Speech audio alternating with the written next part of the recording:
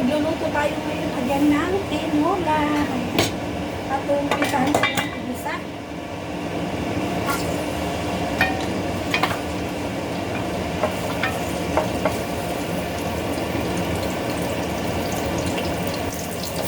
Dahil sabi nga, ito na naman ako magluluto ng aming ulam.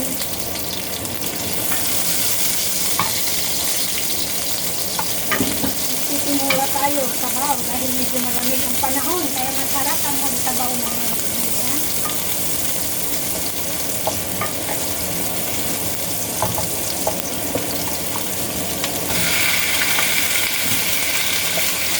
Tinolang manok. Ating tatakpan muna.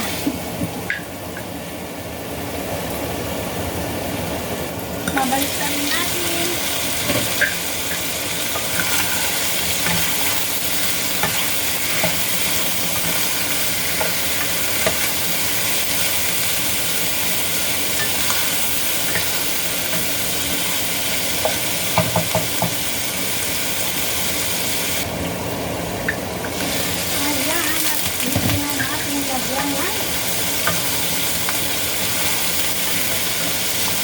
Sabaw. Mainit na tubig.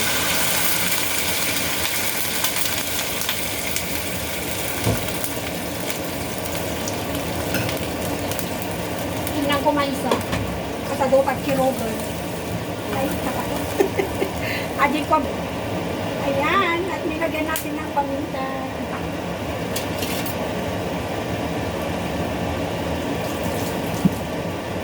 Ayan. Tatakpan muli natin hanggang nagluto yung manok. At kumukulo na ating ilalagay yung how do you call this one? Aray ko na tulo. Ganagan natin, ginatangkon natin. Sayote. Sugat. Ayan. Nakuha na kami di mainit na sabaw.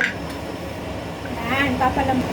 Ayan, at nilagay natin yung pampabangong bunga ng sili kasi wala tayong dahon.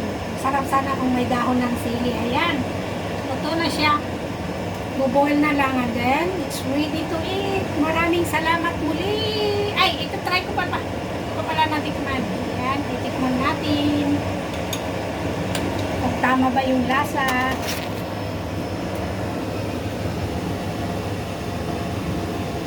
Ang sarap. Ang bango ng sili. Hindi pa man nagbo-boil pero naano ko na yung aroma ng sili. Maraming salamat muli. Please support my vlog. Paki-comment naman dyan at saka likes. Thank you.